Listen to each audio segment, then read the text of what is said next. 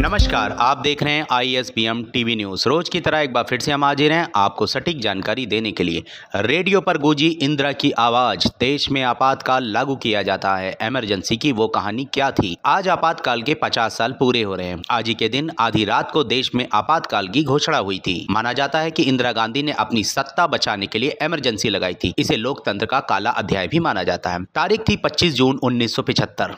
वो तारीख जब आधी रात को देश में आपातकाल की घोषणा की गई थी।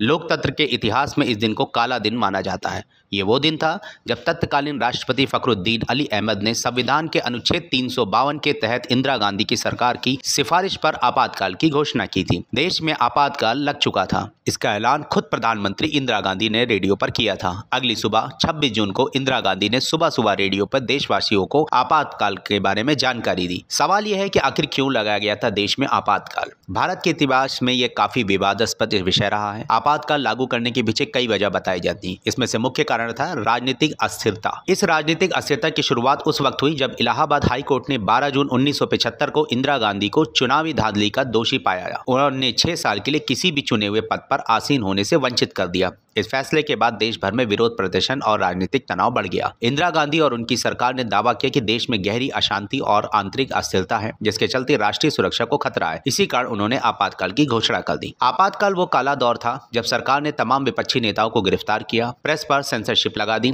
और नागरिक स्वतंत्रताओं को सीमित किया। RSS समेत 24 संगठनों पर बैन लगा दिया। इसके अलावा इंदिरा गांधी की सरकार ने देश में व्यापक सामाजिक और आर्थिक सुधारों की शुरुआत की, जिसमें जबरन नसबंदी और स्लम क्लियरेंस जैसे कठोर उपाय शामिल थे। कई इतिहासकारों का मानना है कि आपातकालीन का उपयोग इंदिरा गांधी ने अपनी सत्ता को मजबूत करने और विरोधी आवाज को दबाने के लिए किया था। यह घटना भारतीय लोकतंत्र पर एक गहरा आघात थी और इसने देश के राजनीतिक इतिहास में गहरी छाप छोड़ी थी। देश में आपातकाल के खिलाफ विपक्ष एकजुट होना शुरू हो गया था। विपक्ष के कई बड़े नेता जेल में थे। वहीं कुछ नेताओं ने बाहर इंदिरा गांधी सरकार के खिलाफ रणनीति बनाना शुरू कर दिया था। विपक्ष के नेताओं ने राष्ट्रपति भवन पर धरना दिया था और देशव्यापी सभाएं और प्रदर्शन किए थे। इंदिरा गांधी ने आपातकाल हटाने के लिए 1977 में एक चुनाव कराया था ताकि वो लोकतंत्र समर्थक दिख सके, लेकिन इंदिरा की सारी कोशिशें नाकाम हो गई। 1977 में नवगठित जनता पार्टी ने 1:1 के फॉर्मूला के तहत एकजुट होकर के कांग्रेस को परास्त कर दिया, जिससे इंदिरा गांधी हाशिए पे चली गई। यही नहीं, इंदिरा गांधी खुद रायबरेली से चुनाव हार गई थी।